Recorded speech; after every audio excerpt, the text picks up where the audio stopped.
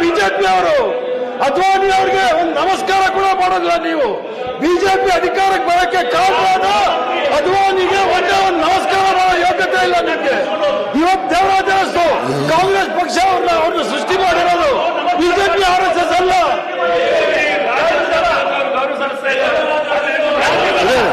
Sir ಅವ್ರನ್ನ ಉತ್ತರ ಕೊಡ್ತೀನಿ ಬಿಡಿ ಸರ್, ಅವ್ರನ್ನ ಉತ್ತರ ಕೊಡ್ತೀನಿ ಬಿಡಿ. ನಂಗೆ ಗೊತ್ತು ನಿಮಗೆ ನಾಚಿಕೆ ಇಲ್ಲ. ನಿಮಗೆ ಹಾಗಾಗಿ ಅದ್ವಾನಿಗೆ